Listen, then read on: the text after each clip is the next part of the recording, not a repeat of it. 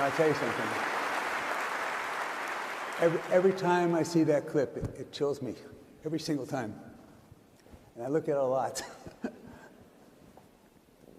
So thank you very much for coming here. I know it's not convenient. It's not around the corner. I'm really appreciative. Absolutely. Thank you for having me. I was on a red-eye flight, so if I'm a little slower than normal. Just I didn't get much sleep. So. That's sort of my first question. Is that so? You're 51. Yeah. And no spring. I think I'm safely not a spring chicken anymore. Late summer chicken, perhaps? I'm 79. Yes, but you, I mean, you look great. So you're 51, and you do 16-hour days, and you work 7 hours a week, and you fly all over the place, and you go to these meetings constantly, and people constantly criticize you for everything. It's amazing to me. I mean, you're changing the world, and you're giving yourself. Why do you do this? So my wife says to me, "Why are you still working? Why are you still working? What are you doing here?" Well, I think what I'm working on has an important effect on the future. In the case of Tesla, I think it's fair to say that Tesla has significantly accelerated the advent of sustainable energy. Before Tesla, no one was doing electric cars, and now, as a result of Tesla, I think almost every major car company in the world is building electric cars, and I think that's a pretty big deal. But there's still a long way to go to transition the world to a sustainable energy economy, and so we still have a lot of work ahead of us at Tesla, but that's our goal there. And then for SpaceX, I think it's important for the future to be exciting, and for humanity's existence to be ensured over the long term. I think we must become a multi-planet species and a spacefaring civilization. I think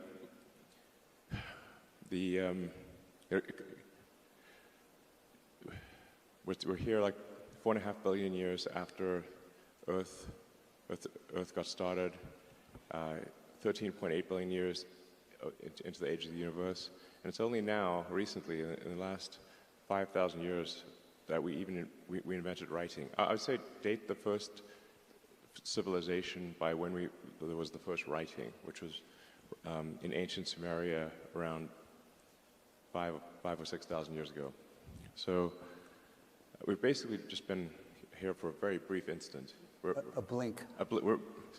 All of human civilization is a blink of an eye, if there was an eye, on an evolutionary timescale. So I think it's important we take the actions to ensure that the light of consciousness continues, and because we should really view consciousness as a small candle in a vast darkness, and it could easily go out. So you have these missions, and somehow, whenever you have the mission and you have this vision, and you are a visionary, that somehow, whatever you do, you develop other businesses. So when you started SpaceX, you didn't think about satellites. When you started Tesla, you didn't think about robots. When you don't have enough people, you didn't think about robots. So you didn't think about autonomous driving. And without Elon, there would not be electric cars. Nobody who makes cars wants to make electric cars. They're being forced to make them. In fact, every time they sell an electric car, they sell one fewer car that they make money on. And they have all that money invested in plants to make those other cars. So nobody wants to have these cars except for him. And everybody thought it was going to fail. And one of the things you said is that patents are for the weak. And you share your patents. Yeah. And with other companies, of course, on the other hand, when they get your patents, you're 2 or 3 years ahead of them. Well, I mean, I was joking about patents for the weak. I think there is a role for patents. Let's say if some company has spent a lot of money developing a particular medicine and had to go through the expense of stage 3 medical trials, and then they finally get something that is approved, but where the drug itself is cheap to manufacture, then I think a patent in that case makes sense. Otherwise, no one would go to the trouble of doing stage 3 medical trials. So there are definitely roles for patents. In the case of Tesla, our goal is to advance sustainable energy, and so and we can't just do it by ourselves. We need the whole industry to go that way. So we gave them our patents for free in order to help them accelerate electric vehicles. So it must be terrifying to other companies to realize that when we make cars, it's $39,000 in cost a car, and we're making $15,000, $16,000 in profit a car. And so we invest $7 billion, and we make $15 billion a year. I'm sorry, yeah, and 15, right, 15, a million cars, 15,000, 15 a million a year on a $7 million investment. Shocking. So no one else does that. And when and here you're telling us how you want to make cars for $20,000 a piece. How do you do that? Well, we've not formally announced our next car program, so I can't talk too much about our upcoming vehicle program or programs that have not been announced, but we do expect to make cars that are more affordable than the current Model 3 or Model Y. So, and a big factor in this is, yeah.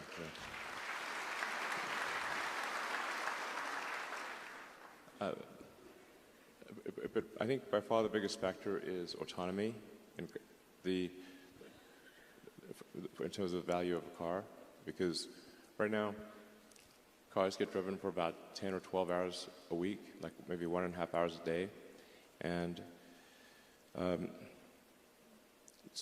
but there's 168 hours in a week, and so if they were autonomous, you could probably the cars could drive for 50 or 60 hours, so you would see a 5-fold increase in the utility of the car, that can do autonomy. This is a really, really gigantic thing. It would also mean that we wouldn't need anywhere near as many parking lots, and this would also be helpful for the environment because you would need far fewer cars. So I misspoke. It was a $7 billion investment for a plant that makes 1 million cars a year that makes $15 billion a year in profits. So you invest $7 billion and you make $15 billion a year. Who does that? And for a plant that makes, things, manufacturing. And so the way this is accomplished is, so you're doing it with casting right now. And casting half of the car, and you can soon cast the other half of the car. And other companies, why don't they try? Why don't they try to do what we're doing? In fact, one of the executives of another automobile company wanted me to introduce her to you, and you did that once at a meeting, and now she wants to come visit with her director of engineering at our plant in Austin. And I presume when I ask you, you're going to say, yeah, bring her on, because you innovate so fast, by the time anyone copies what we're doing, we're on to something else. What else is there? When you're casting, what else is there that enables us to make it cheaper? Are we eliminating a lot of other parts? Are we eliminating functions? What are we doing to do that? How would we sell a car that's so cheap? I think the full explanation, or at least an accurate explanation, would take a long time, because first approximation, a car is made of 10,000 unique parts and process steps. And Tesla is really, I think at this point, probably the best at manufacturing in the auto industry, which I think what nobody was expecting. Probably in the history of the world. Probably.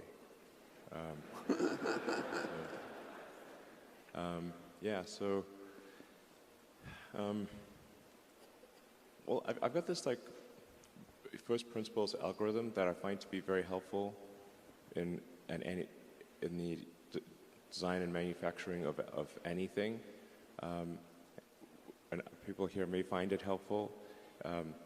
The first thing you should do is make the requirements that you've been given less dumb. Whatever constraints and requirements were given, they were to some degree dumb, and you want to make them less dumb. If you don't start with this, then you answer you get the right answer to the wrong question. And the requirements must be given from a person who can explain the requirement, not from a department, because then you don't know who to talk to. Then step 2 is delete the part or delete the process step. This sounds extremely obvious, and yet over and over again we have found that parts were not needed. They were just put in there just in case, or by mistake, or there was a step that someone thought was needed but was not actually needed. This sounds insanely obvious, but we've deleted so many parts from the car that did nothing. They were just there? Well, yeah, I mean, I can give you so many examples. One example was there were 3 fiberglass mats on top of the battery pack. They partially covered the battery pack, and I was on the battery pack production line, and it was the number one thing choking battery pack production with gluing on these 3 fiberglass mats to the top of the battery pack. And so this is the reason I repeat this algorithm myself is that I first did things backwards. First, I try to automate it. Then I try to accelerate it, just have this go faster. Then I try to simplify it, and only then did I delete it.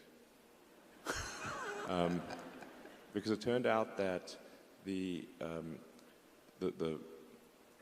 team at Tesla that does noise and vibration minimization, so making the car quiet, thought that the fiberglass mats were there because of the battery safety team for battery fire prevention.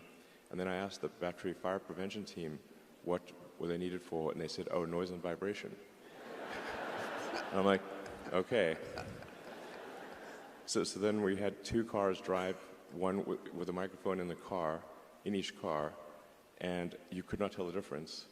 So we went to all that trouble for a part that should not exist. And then another example was there was again, this was these were choke points in the entire production system. That's why I'm running around the production line trying to fix the production line, just like a maniac, sort of Tasmanian devil, just running around the factory like a lunatic. Let's see, we had the body production line in Model 3 was at one point stuck because we had a laser welding cell to weld a small cross-car beam in the passenger footwell of the front seats. And I'm looking at this beam, and I'm like, what the heck does that do? Because the entire factory stopped trying to get this laser weld cell to work. And I'm like, I can't imagine what a useful thing it could do. And then the production team said, oh, that's for crash safety. So then I called the crash safety team and said, is this for crash safety? They said, oh, no, that didn't do anything. We should delete it. That turned out to be totally useless. But they forgot to tell the production team. Honestly, a bunch of these things just feel like you're living in a Dilbert cartoon. I'm like, oh no, any given company, they should have what's your Dilbert ratio? Okay, it's not 0. So is this you or is this your Dilbert quotient? Try to keep it low. So is this you or is this? So you do all these different things here. No, that's literally me. So do you? Is this not someone else who did this? I was living in the factory in Fremont, and the one in Nevada for 3 years straight. That was my primary residence. Not kidding, literally. Did you keep the couch? I actually slept in a couch at one point in a tent on the roof, and then, but for a while there, I was just sleeping under my desk, which is out in the open in the factory, and for an important reason. And it was damn uncomfortable sleeping on that floor. And always, when I woke up, I'd smell like metal dust. We went to visit, and they bought him a new couch. Yeah, but actually, I stopped using the couch because there's a little conference room and a couch there. I stopped using the couch, and I just slept on the floor under my desk, so during shift change, the entire team could see me. And that's important because, the team, if they think the sort of their leader is off somewhere having a good time, drinking Mai Tais on a tropical island, which I could definitely have been doing and would much have preferred to do. I'm not actually a masochist, I think. But the thing is that since the team could see me sleeping on the floor during shift change, with nothing, they knew I was there, and that made a huge difference. And then they gave it their all. So the focus is on always lowering cost and providing leadership. And this company, we're doing 1.5 million cars a year, but you expect to do 20. And so what happens in 10 years if you're not there? What happens in 5 years if you're not there? How does that work?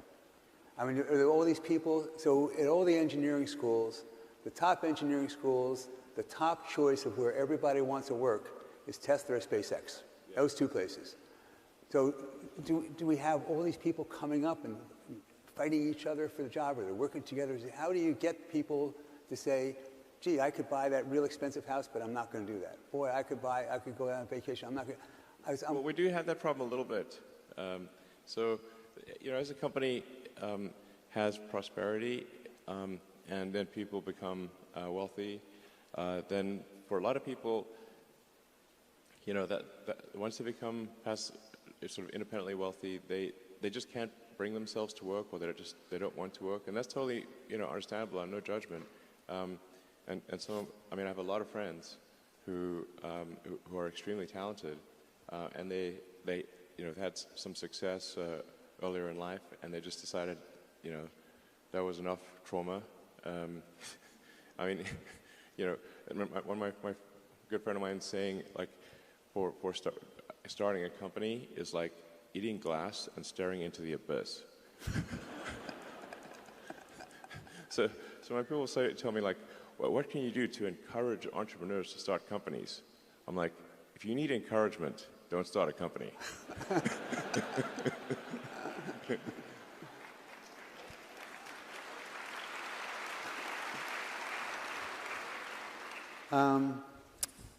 In SpaceX, and so we have competitors, sort of, I guess. So SLS, and I read about.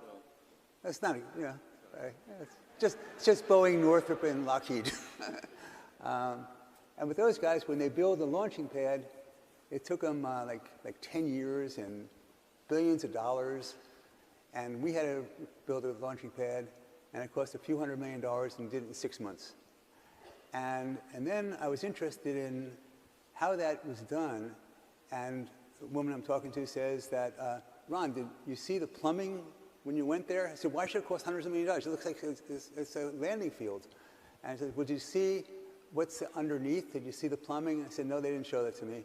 And she said, well, you should be aware that there's all these pipes that take away the heat, and then they all deliver fuel to the rocket, and it has to be there in the exact right amount at the exact right time, and if it's not, if that doesn't happen, it blows up. And so I said, well, how does Elon know this? And because you hire these great people, and then you ask them all these questions, and then somehow you remember everything they tell you. Is that true? Well, my memory for technical matters is very good. And I think probably a lot of people don't realize, like, what I do 80% of the time is engineering. So, it's actually quite rare for me to give a talk. And my day-to-day work at SpaceX and Tesla is almost entirely engineering and design. So, and also production. Production is key, but although I consider that to be part of engineering. So, but Starship is something special. The thing that is, like the holy grail, like the critical breakthrough needed to make life multiplanetary and for humanity to be a space-faring civilization is a fully and rapidly reusable rocket, orbital rocket. And so we've gone most of the way there with Falcon 9. You may have seen the rocket booster come back and land.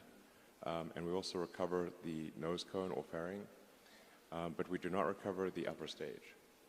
So we've gotten to the point where we're about, 70 to 80% reusable with Falcon 9. With Starship, we're going for 100% reusable.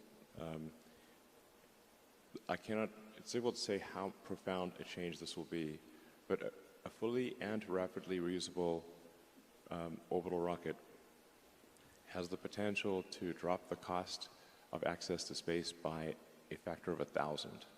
Factor of 1,000. 1,000.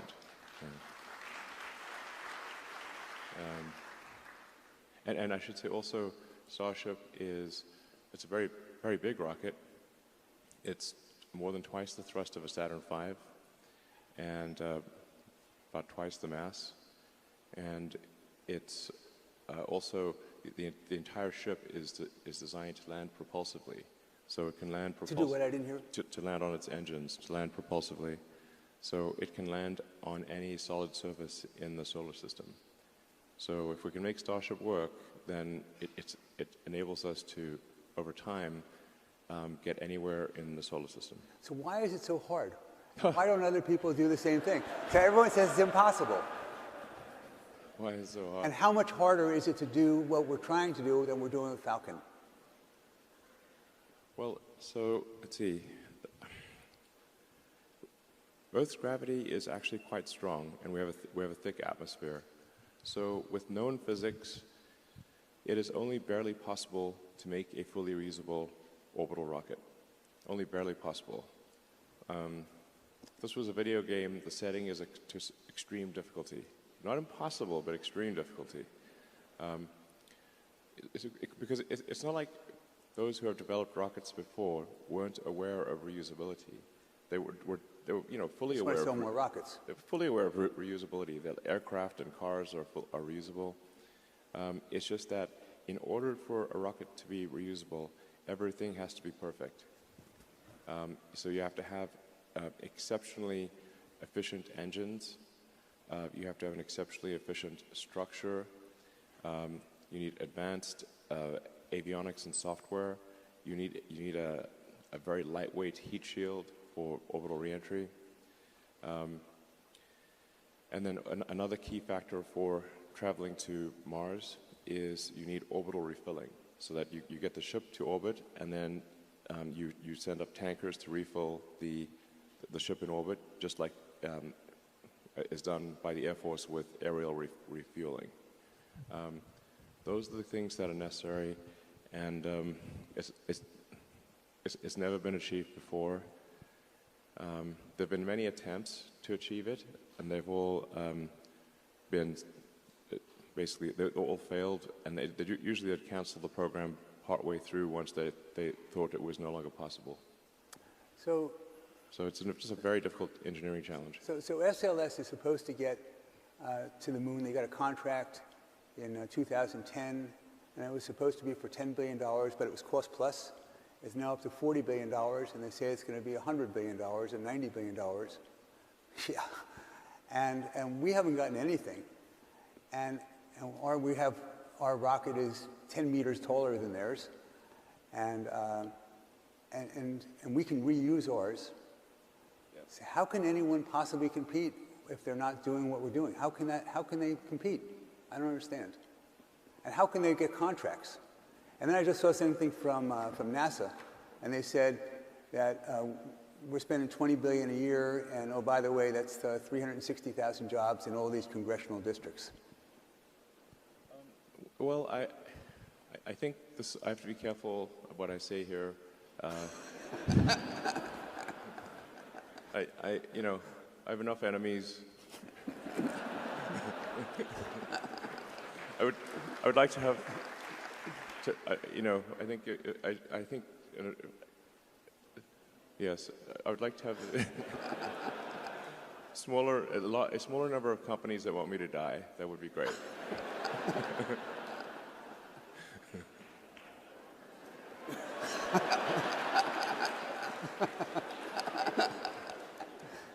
So, but like I said, you know, a big part of this is like, what's the goal? You know, in the case of Starship, the goal is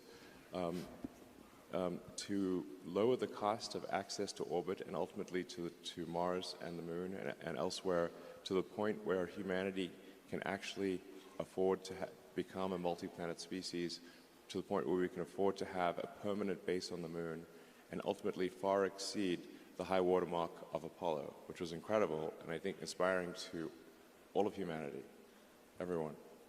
If you were to ask people, I think almost in any country, not Americans, anyone, what was humanity's greatest achievement in the 20th century? Maybe ever. Space. Go to the Moon.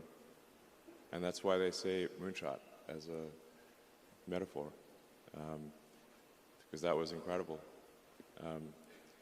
You know, still amazing that was achieved. In fact, a lot of people ask me, was it real? I'm like, yeah, it was real. Well, it's probably on Twitter. That's where they ask that. Yeah. I mean, that was just an incredible achievement, and I think it's just one of those things that, you know, going to the Moon makes you proud to be a member of humanity. You know, it's like for all mankind. You know, it was for all mankind. So it's amazing achievements, and now we have this Webb telescope. They can, you know, I guess the Big Bang was 14 billion years ago, and first light is 13.5 billion years ago, and our planet's 4.5 billion. So what do we get out of this? What is the, you know? So obviously Starlink, a really big deal, yeah. $1 trillion opportunity, maybe more. And maybe. Right, and so what do we get out of seeing back 13.5 billion years? What does that do for us? What technology do we develop? Or don't we know? We don't know until we do it. Yeah, I think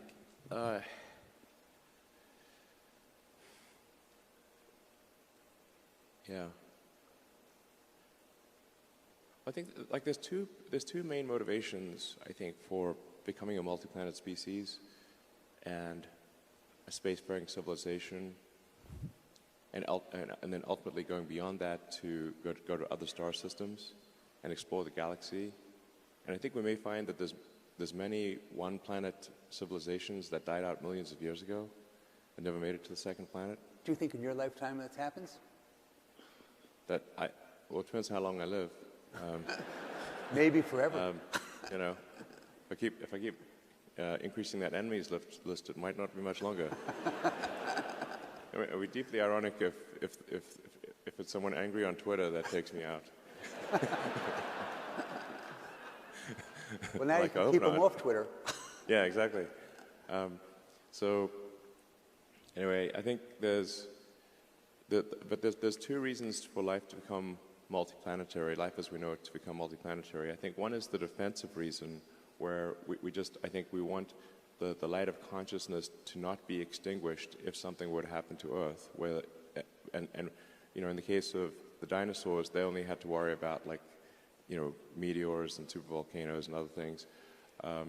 But for us humans, we actually have the power to destroy ourselves with nuclear weapons, or some sort of, you know, crazy bioterrorism thing.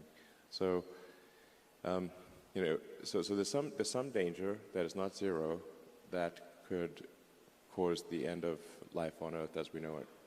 So that's kind of the defensive reason to ensure that life is not just, and consciousness is not only on Earth. That's the defensive reason to protect the future of consciousness. Then the other big reason, I think, is that it's exciting, and it's adventurous, and it's inspiring, and makes it makes you think positively about the future, you know. And life can't just be about solving one problem or another. There need to be reasons to be inspired, you know, reasons that move your heart and say, yes, the future is going to be great. And when you get out, you know, when you wake up in the morning, I can't wait to see what happens next. And I think that's, you know, humanity go to Mars, even if you don't yourself want to go to Mars, and most people don't, just watch it. It's a tough gig, frankly. This would not be a luxury expedition, but you'd be able to watch it happen, and I think it would just be incredibly inspiring to the world in the same way that the Apollo program was inspiring to the world. And like I said, there's got to be, life can't just be about solving one problem or another. We need things that make us excited and inspired about the future, and that would be one of them.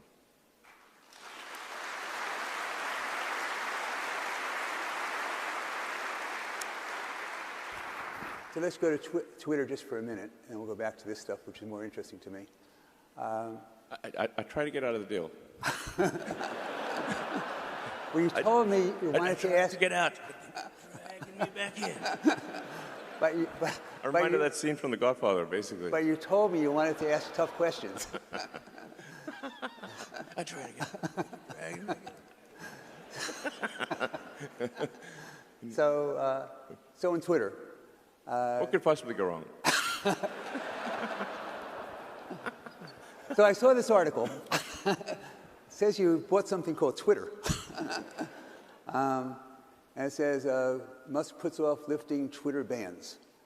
And so obviously the big deal, to me anyway, in Twitter is that, we have this incredible, so it was incredibly poorly managed, this business.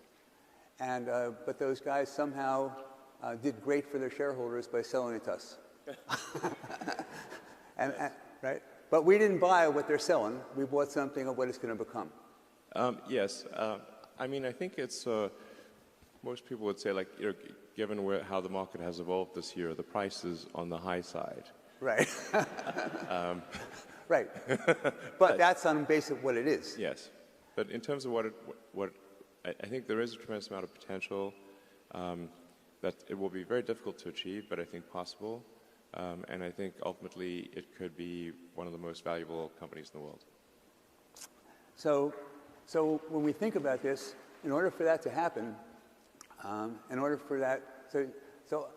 I met you, and it took me a few years, and then I believe in you and your heart, right? Your heart. And so, I think you were skeptical. At our first meeting, you were a bit skeptical. And so the way I think about it is that, so I'm trusting you with the future of our country, of the world, actually, when you're in charge of a media like that. And so what I think about is, so how do you prevent, so being Jewish, how do you prevent this anti-Semitism? Or if I were black, how do you prevent all of the... So how do you prevent the use of the N-word? And when I think about TikTok, and they're able, with just looking at pictures, to tell what you're going to do. You know, you move your left arm, you move your right arm, other pictures you like. So that's what they do with their software, and they've great their algorithm. How can we not have an amazing algorithm? Because we know more about them to do with TikTok, and we ought to know what interests people have. And because of that, in words, we should be able to figure out words that people are using, what that means, and considering what content they're interested in. We should be able to figure out with software how to moderate this and prevent that from happening. Is that true or not? Yeah, yes, absolutely. Totally agree. I want to be clear. Content moderation policies have not changed at Twitter, and it is not okay to engage in hateful conduct on Twitter.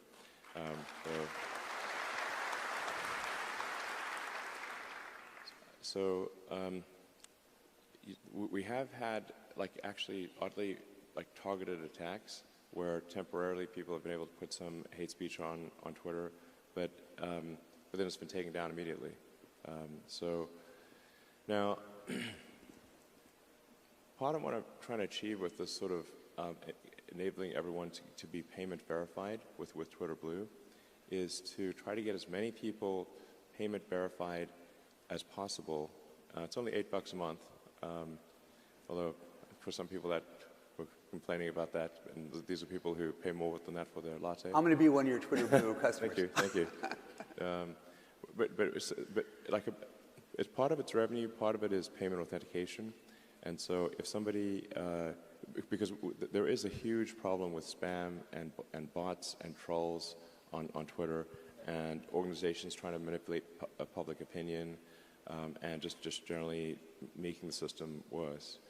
And I think that there is an answer to that, which is to get as many regular users of Twitter to be a subscriber for $8 a month. And you'll get a lot more than just the blue check mark for $8 a month, because now we can afford long-form video, long audio, podcasts, and we can also start sharing revenue with content creators, which is essential. You give them a chance to make money. Yeah, absolutely. Just so, I mean, right now, if you're on Twitter, you'll see a lot of links posted to YouTube and TikTok, and that's because, at least until now, Twitter has not even given them enough video length to post their video, and then they give the content creators no means of monetizing the video. So we're going to change that rapidly at Twitter. It's going to be transformative. But if we can get enough verified users, and we're going to prioritize Twitter search, replies, mentions by verified users first, and yeah, this is very. And that's what calls amplified. Yes. So if you're payment verified with blue checkmark, then you're prioritized, and so this is the point of this is to make crime not to pay, because right now to create a bot on Twitter costs less than a penny, so the cost of crime is so cheap, and that's part of why crime and hateful conduct pays. But if somebody risks losing even $8,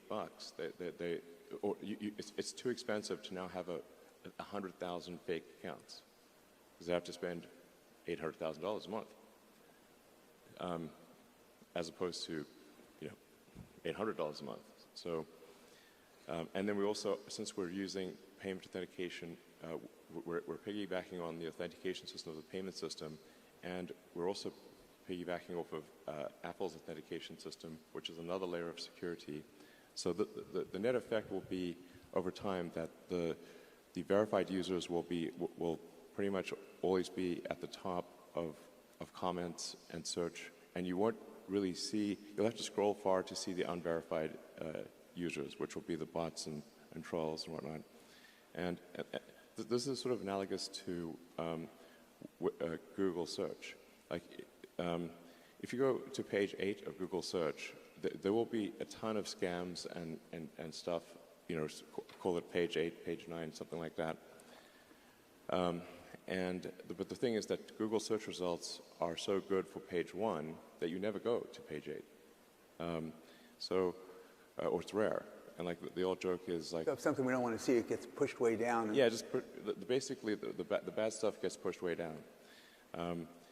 And then crime stops paying, and then they stop trying to do all these things. And we can recruit them as engineers to program for us, crime guys. Yeah. So, I mean, the joke is like, what's the best place to hide a dead body would be the second page of Google search results. Nobody ever goes there. So today we fired half of Twitter, and that should save us, what, $4 billion a year? No, it's not going to save $4 billion a year. I wish, but I mean, to be frank, Twitter was having pretty serious revenue challenges and cost challenges before the acquisition talks started, and any company that is dependent on advertising has had a hard time. So, if you look at, say, Snap or Google, Facebook, whatnot, they've all had a difficult time with advertising revenue dropping, and Twitter is more currently more vulnerable than they are to advertising, because most of Twitter's advertising is large brand advertising as opposed to direct response. So it's kind of like a much more of a discretionary ad spend than it is for if you can do direct response for a specific product. So then we also recently had a lot of difficulty with activist groups pressuring major advertisers to stop spending money on Twitter. This is despite us doing everything possible to appease them and to make it clear that moderation rules and hateful conduct rules have not changed, and we're continuing to enforce them. A number of major advertisers have stopped spending on Twitter. This doesn't seem right because we've made no change in our operations at all, and but nonetheless, the activist groups have been successful in causing a massive drop in Twitter advertising revenue, and we've done our absolute best to appease them, and nothing is working. So this is a major concern, and I think this is, frankly, an attack on the First Amendment. Like, if activist groups can pressure advertisers upon which Twitter is fundamentally dependent to, suppress free speech, then that doesn't seem right.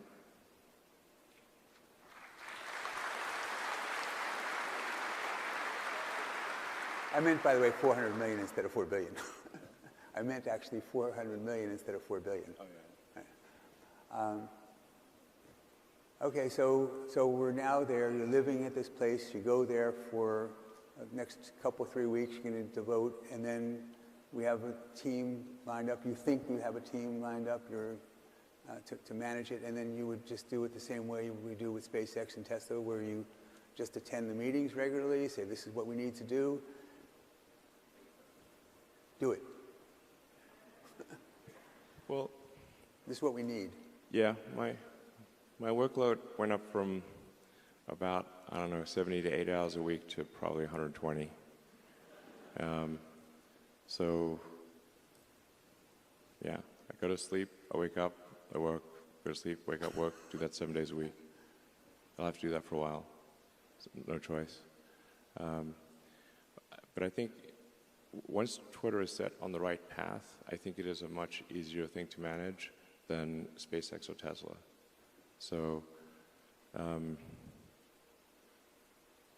I really understand the internet and how to make. So I wrote software. I wrote software personally for 20 years. I was one of the key people behind X.com, which became PayPal. And so I also I'm aware of I know how to make a way better PayPal. Because you built PayPal. Yeah, yeah, pretty much.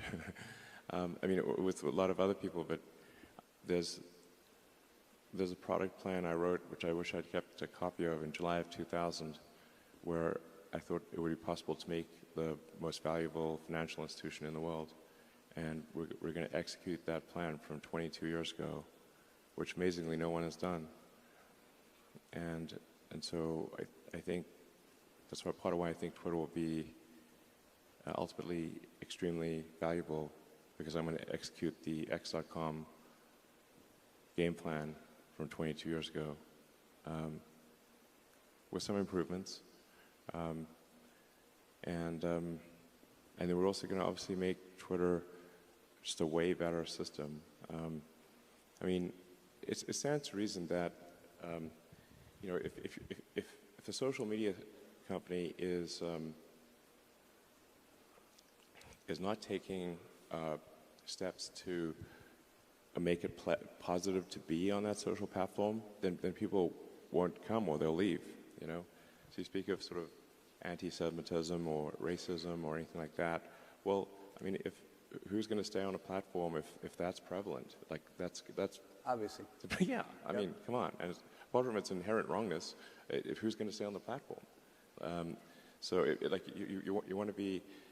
It needs to be something where, our goal with Twitter is how do we get 80% of America? Maybe not the sort of far left and the far right, but and maybe we don't want them necessarily, but how do we get 80% of the public to join a digital town square and voice their opinion and exchange ideas and maybe once in a while change their minds? And on occasion. Yeah, once in a while. So I read also that you said, and then we'll move off of Twitter, but you said that your goal is you want to make the 20% of people who are on the far right hate you, just like you want to make the 20% of people on the far left hate you. So, well, I don't want them to hate me, but I think the extremists, like, you know, it's just very difficult to satisfy extremists. So, unless you fully buy into whatever their dogma is. So, but I'm confident we can satisfy, like, I don't know, 80% of America, 80% of the world, but maybe not the 10% most extreme of either side. And I would count that as a great outcome. And I think it is important to have sort of a digital town square where people feel comfortable talking. And I also think it's like one of the things that's important is to be able to sort of decide what kind of experience you want to have on Twitter. Because, you know, some people might say, okay, like, I want like if this was a radio station, I want the easy listening, smooth jazz station. Okay, cool. But that's good. So you should be able to have that setting for Twitter, and then some people might say like, no, I want heavy metal thrash, and like, okay, so now this is going to be sort of then you don't mind someone saying mean things to you, you know, within the context of the law, and you don't mind engaging in vigorous arguments on Twitter and that kind of thing, but you should be able to kind of like pick your preference, and decide if you want sort of full contact battle or do you want, like, no, I just want to look at poppies and flowers and nice landscapes and stuff. So let's go off Twitter. Two other topics before you have some questions. The number one is logistics. When we're starting to make so many cars by the end of this year, 40,000 cars a week. I mean, I have to be careful of MNPI, but I believe I have said in the past publicly that our aspiration is to reach 40,000 a week by the end of this year. So if we're doing that, then that means that we're producing a car every 15 seconds. Yeah. And but that's still only 2 million cars a year, and there's 100 million cars that are made a year. And so the question, there's presumably capacity to be able to, logistics, to ship all these cars all over the place, to have people pick them up where they want them, but not if they all do them in the same week. Yes, totally. So, I mean, we got a bit of criticism from our Q3 results because we had a lot of cars in transit, and the reason was that we got too big for our cars to actually be transported in the final few weeks. There just weren't enough car carriers and weren't enough ships. So, but it's actually good. It's actually good in the long run to smooth out deliveries and actually have cars in transit at the end of the quarter, because then you're not rushing to get everything delivered by the end of the quarter and paying all these expedite fees. So my question, though, is that if we have autonomous driving and we have autonomous trucks, is that one of the ideas that we're going to be able to move things around with our own, if there's not enough drivers, that we're going to have autonomous transport? Yes. That's question one. We can also, yeah, I mean, if you're in the area, have the car just drive to you. Right. That's one. And then the other one is about materials. And when all of a sudden, so we have somehow navigated supply chain problems from other people. And yeah, you might have thought that it was the absolute brilliance that we had to be able to do that. Mm-hmm. But probably the reason is that when you start off and you don't make any cars a year and you go to someone and say, we're going to make 20 million cars a year from zero, who's going to believe you and make all the equipment that we need? So as a result of that, you were forced initially to be able to say, okay, we're going to get, we'll vertically integrate. We can't rely on you. We'll do vertically integration. And yeah, cut it. Materials. I can talk longer if you'd like. Don't shoot the messenger. Talk a little bit longer. Materials. So we have geology. Anyone wants to show us a mine, we got people in mines to who are knowledgeable, and if they come to us and say, we can produce this much lithium, this much copper, this much, we are able to assess that and give contracts to be able to say, contractual agreements, okay, and they'll rely on our agreement. Other people, they won't. Is that fair? And Glencore, the Yeah, well, the scaling constraints change as time goes by. In the beginning, we were just very vertically integrated because suppliers didn't take us seriously. Like we could get hardly any of the best suppliers wouldn't talk to us because the car startup has not been successful in the United States since Chrysler in the 20s, I believe they started. So it's been a century since a car company was successful in the U.S. That was not a foreign car company coming in that was already successful in their home market. So, but for an American car startup, it was Tesla's first success in 100 years. So you can imagine if you're an auto supplier, that doesn't sound like a smart financial decision. Exactly. So then we had to just build a lot of the stuff ourselves, be vertically integrated, or we couldn't create the car. And then that ended up being an asset because now we understood so much about the entire supply chain and what it took to build a car.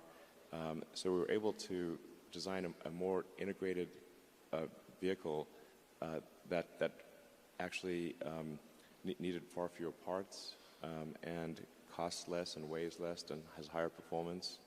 But it is looking increasingly like for some of the critical elements of batteries that Tesla will need to get into the mining business, mining and refining.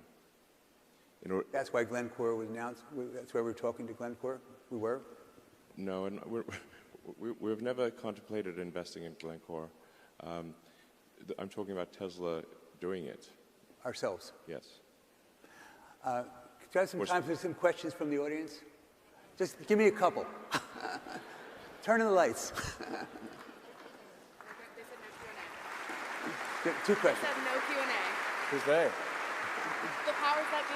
I'll do it anyway. I mean, is it from me or you? I don't know. Questions? So by the way, if you leave before we give away the door prizes, which are 2 Teslas, you're not eligible to get the Teslas. But go ahead. I gave an extra one once, I guess last time, but we're not going to do that again. You got to be in your seat in order to get the Teslas. I'm paying for it, not Elon. Questions?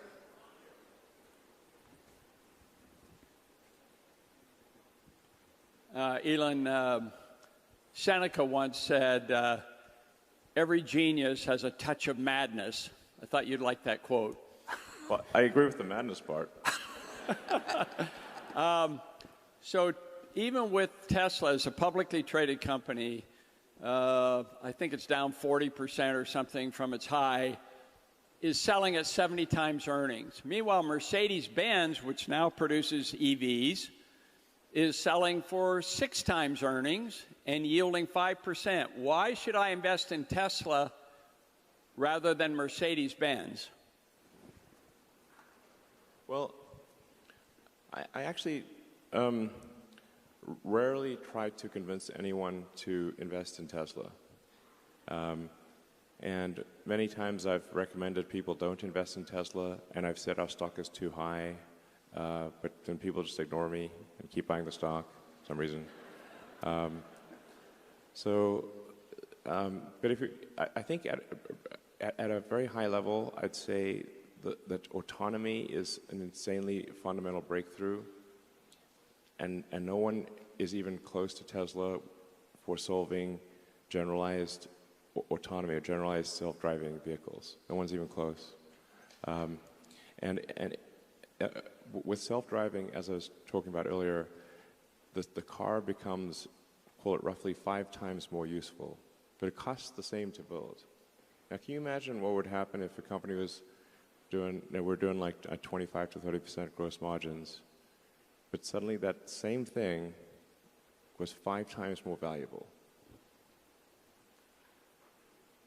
What would that do to the value of Tesla and the value of that car? It boggles the mind, actually. So, if you think of net present value of future cash flows, if you actually do the math on that, it's insane. Then there's also the Optimus program, which is our humanoid robot, where we'll leverage our manufacturing expertise and the intelligence we've developed for self-driving to have a useful humanoid robot. Now, the economy is fundamentally GDP per capita times capita. If you no longer have a constraint on capita because of a useful humanoid robot, it is not clear that there is any limit to the size of the economy.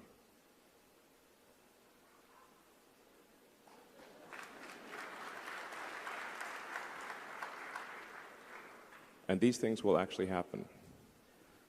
So Okay, that's probably a good reason. One more question.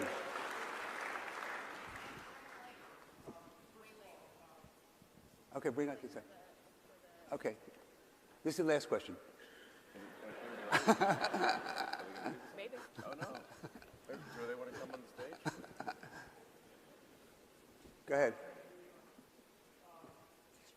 Given all the cars that you're going to make, and I hope Ron's right, whether it's 10 million or 20 million, you're going to need a lot of charging stations around the world. Yes. Have you thought about doing it more efficiently and more economically and better for our ecosystem from an ESG perspective? Because you may or may not know, there are 400 million existing streetlights in the world. And every streetlight has pervasive, persistent electricity. You could take some amount of those streetlights, which are half owned by utilities and half owned by cities, and repurpose that. And that would probably be the most cost-efficient way to roll out millions of charging stations all over the world.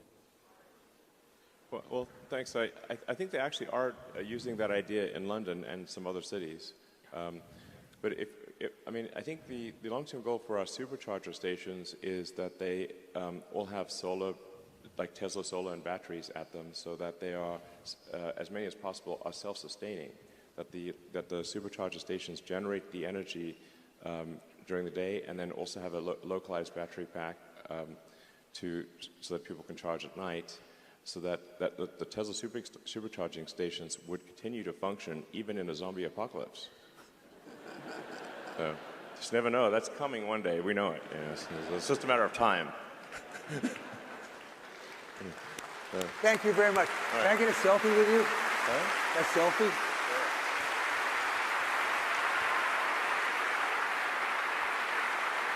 I'll post it on Twitter.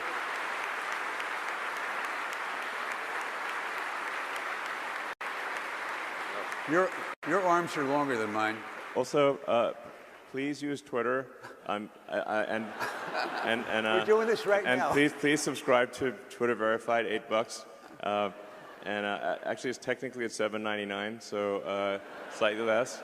But I would really encourage everyone here to use Twitter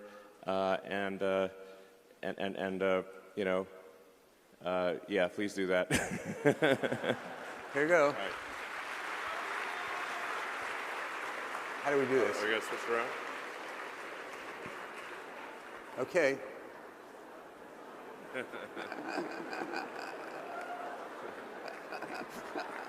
All right, thank you, everyone. Thank you very much, Elon. It was great. I really appreciate it. Are you staying around for Bruno? I actually have to go to a deposition.